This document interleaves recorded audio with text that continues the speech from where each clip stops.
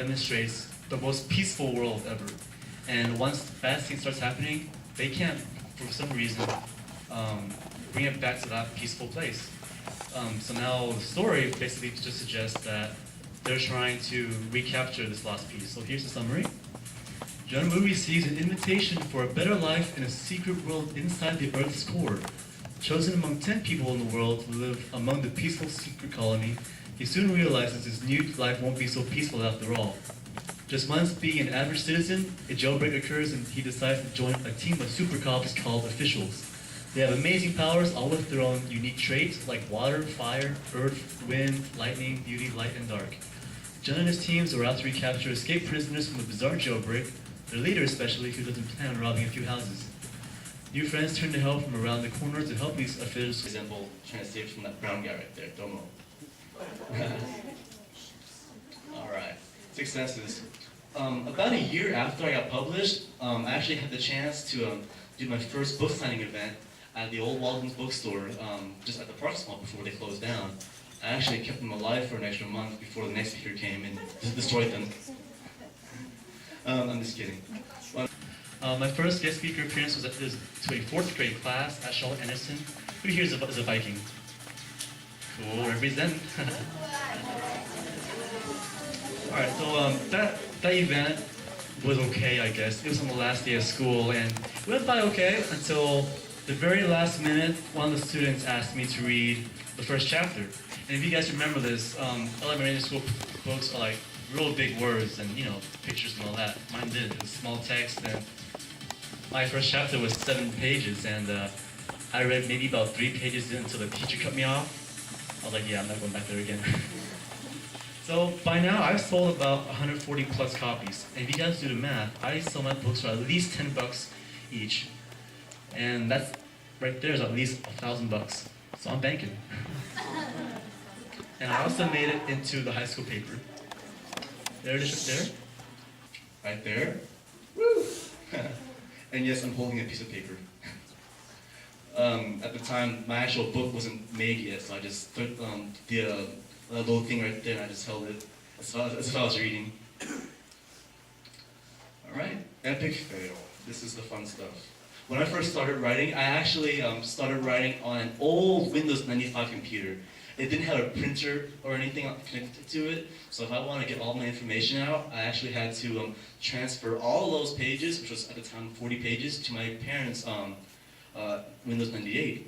And so I took the liberty of cramming all 40 pages into one floppy disk, which was not the smartest thing. And once I tried to open it on the 98, it wouldn't let me open it. And for whatever reason, it was just overstuffed. So I had to handwrite those 40 pages, and if you guys know this, half a page of notebook paper, or no, one full page of paper is actually half a page on the computer. So I had to write 80 pages all over again, and it took about 2 months. And then after that, I had to retype it onto the computer, which took an extra 2 weeks. And with all that, I almost gave up, not only because of that problem, but I had little support at the time from my family and friends. Because, you know, it was 8th grade, I had a dream, but it probably wasn't going to make it. And like I said, I didn't think about becoming published until much later. Well, once I got it all taken care of, I got my book out, I had the chance to put my finger at them and be like, in your face, neener, neener, neener. I'm like, oh, that's good stuff. Alright, so after that incident, I got a little smarter and I divided all my chapters up to 4 floppy disks. It was like 4 chapters for each disk, so it helped save me a little bit. I definitely was gonna retype all that stuff again. So comments, I actually have 4 awesome reviews right now on barnesandnoble.com. All are 5-star ratings. People compare it to being a blend of Harry Potter, Lord of the Rings, and for whatever reason, Power Rangers. So, but the reason why I do, I guess what they said, Lord of the Rings was because the fact that my main characters are all, I guess, cops. They don't use guns, but they use weapons like swords, axes, spears, and all that. And Harry Potter is because I use magic also. not with the wand, but the weapons actually emit all these magical powers. And Power Rangers is because the fact that everyone is their own element, like fire, lightning, all that stuff, like I mentioned. They actually have them in different colored uniforms. Like if you were fire, that person wore red. If they were water, they wore blue. So that's pretty cool. And then people were telling me that as the farther they read into the book, the more my writing style changed. And I guess that's true because it took me 3 years to write it. That's like, what, 3 different English teachers? So it was 1 through 4 chapters. It was chapters 5 through 9. It was like the half, like the first half of me being 14, and then chapters 10 to 20, the last set, was when I was late 14, early 15. And I didn't even realize the change in my grammar until after my friends pointed it out. Like after I wrote it, I didn't really go back to it or anything. Can you guys hear me okay back there? Oh yeah. Okay. Alright, so some strange experiences. After I started writing, every time I went to a restaurant, I got a fortune cookie. It would talk something about successes or retiring or making money and stuff like that. And the first one was very peculiar. It gave me a certain time limit to look out for. And that's not normal, because I remember before I started writing, a slip told me to watch out for a red car, and nothing happened, apparently. So the first one was like 3 months from this date, you're gonna get something special in the mail. And it was July 16th, and it went into October 16th. And on that day, I received the image of my front cover. And I was like, holy cow, that's crazy.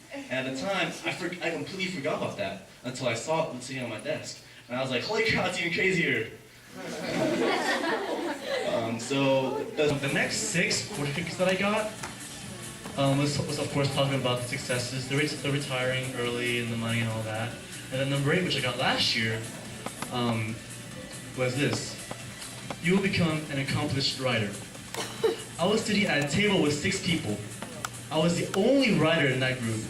What are the chances of me getting that?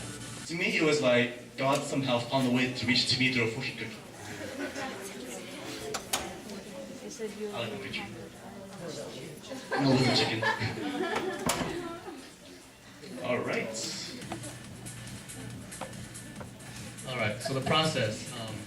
I worked with a company called Author House, and what they do that's different from other companies is that with other companies, after you give them your story, they either accept it or they reject it. With Author House, they actually accepted it right away after I paid them, which was the company designed the artwork that I wanted, and of course I had to sign a bunch of contracts, and it took about 6 months just to get it made through all those